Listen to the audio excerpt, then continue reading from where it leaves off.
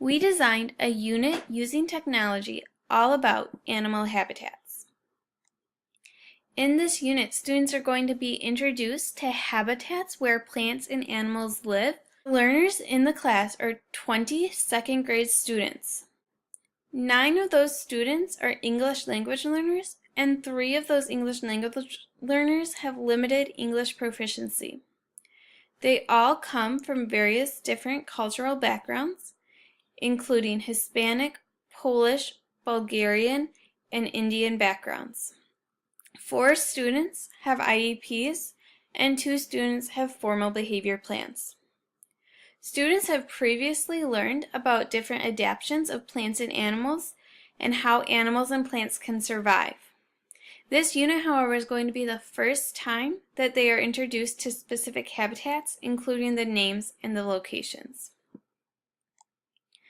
These are the standards and objectives that will be assessed throughout the unit. We went with both science and writing objectives because we'll be doing these units in both science and writing. Our objectives then correlate with those standards. Students will be able to compare animal habitats in a picture on storyboard with 95% accuracy. Students will be able to write an informative text about animal habitats in a graphic organizer with 80% accuracy. And students will be able to use technology to produce writing about animal habitats on storyboard with 90% accuracy. For the unit, we use Robert Gagne's condition of learning. In his condition of learning, he suggests 9 steps that are necessary to help with cognitive learning. These are to be used when planning a unit or lesson.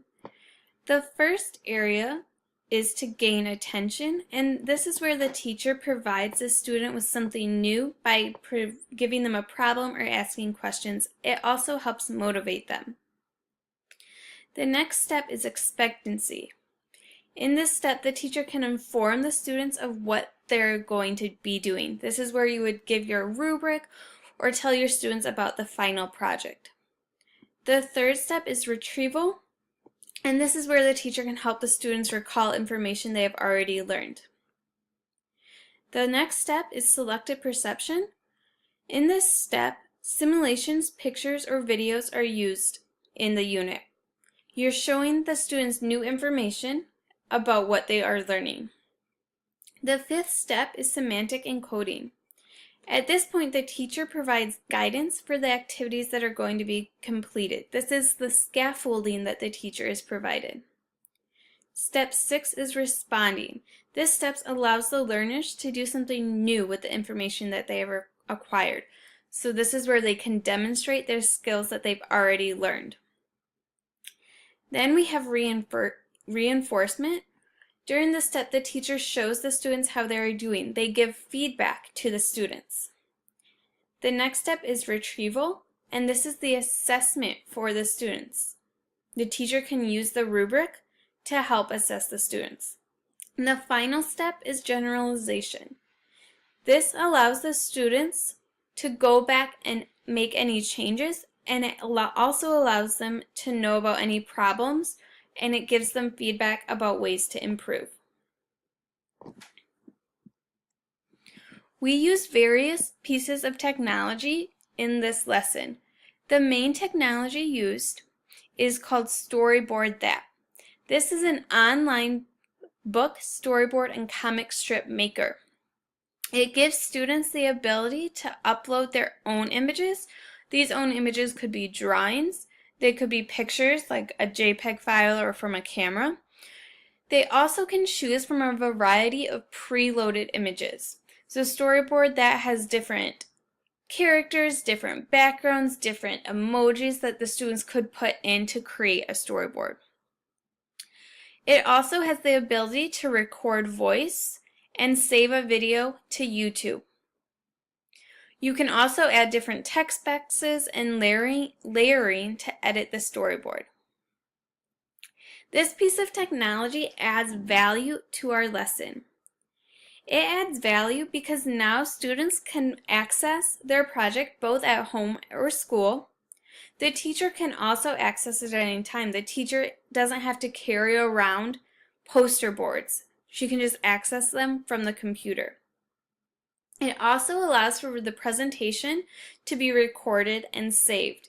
So students don't have to get up in front of the whole class to give their presentation. They can record it on their own and then just show a video.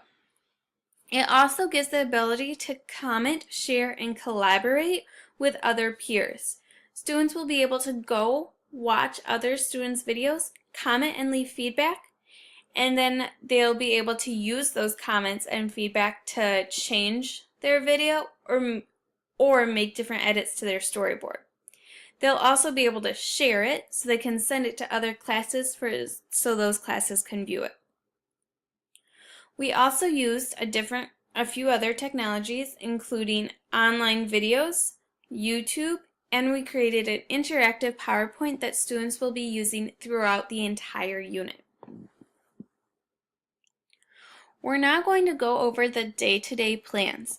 This unit spans over 8 days. It could be made a little shorter or a little longer if necessary.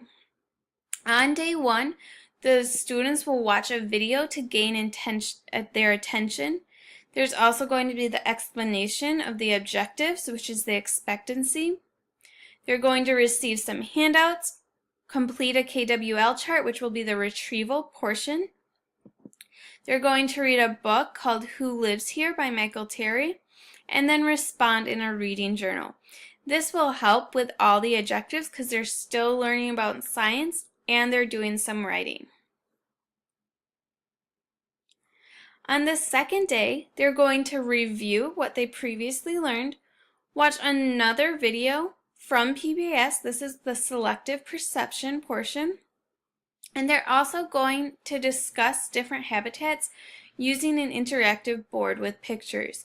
The interactive board is going to have different habitats and students can click on those habitats and they'll be taken to other videos or other links with websites to learn more about that habitat.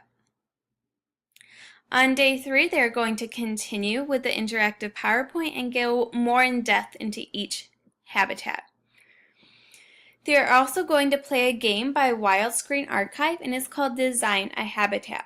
Students will be able to go onto the website. They'll be given an animal. So in this example, I was given a black-footed ferret, and then I had to go through and design that animal's habitat. So I had to pick what kind of ground the animal was going to have, and then I had to fill it with different vegetation.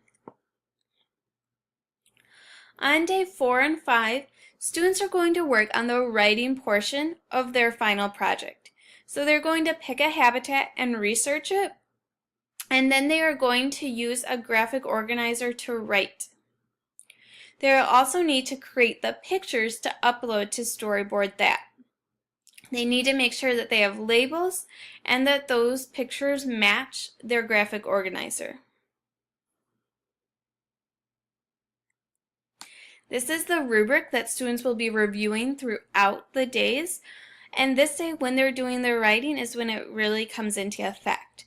So students were again reviewing the final project, which is the expectancy, and reviewing the rubric. On days 6 and 7, students are going to begin working on the website Storyboard That.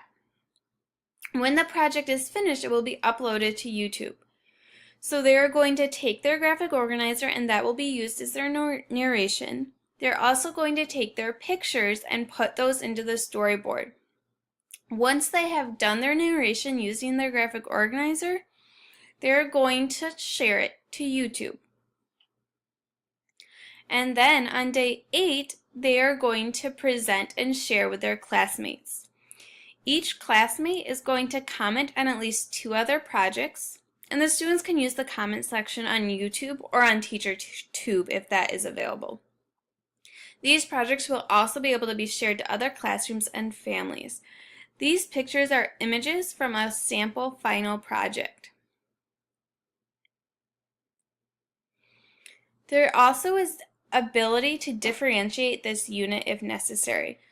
A teacher could put some students into small groups if they needed more assistance, The teacher could also assign roles to students in these groups. So there might be some students who are stronger writers, and there might be other students who are stronger drawers. So the teacher could assign those roles so the students felt like they were doing something productive for the whole group. Also, students who are strong writers can add more text to their storyboard that final project. Storyboard that has the ability to put in text boxes so they could write it directly on the storyboard. We could also use an assistive technology. The Touch to Talk app on the iPad could help students communicate. They could put in the words they wanted to record for their narration into the app, and then the app could say it, and they could use that as a recording for their YouTube. Students will also be given handouts throughout the entire unit. The first handout is the introductory handout. This handout has different ideas so the students know what is expected of them, and it also includes a rubric. The next handout is the KWL chart. So this is where students will be answering what they already know, what they want to learn, and then at the end they will answer what they did learn. They will also have a graphic organizer to follow for their narration. This is the student artifact that students will also have access to. This is the final storyboard student artifact. It includes the different animals, different adaptions, locations, and weather. And then this is the final video. So if we go through the video, it includes all the different sections, and it also includes some narration. Need to adapt in the savannah. Students will also have access to an online digital content. It includes the objectives, the rubric, the handouts, and it also includes links to all the different online access students have. Here's some other examples of the rubric and the different artifacts students will see, and the resources including a storyboard that and YouTube. This lesson is an example of modification. It's kind of between augmentation and modification. When the students publish their work on YouTube, other students can go on there and comment.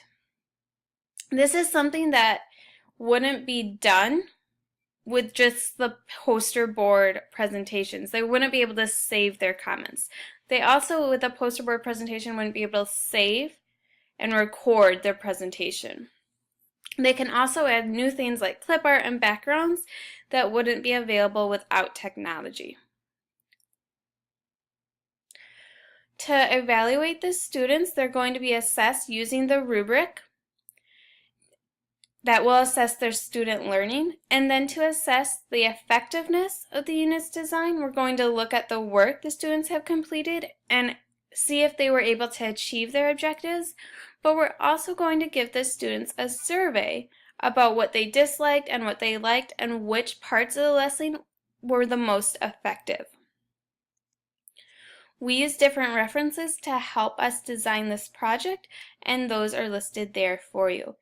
If you have any questions, please let us know.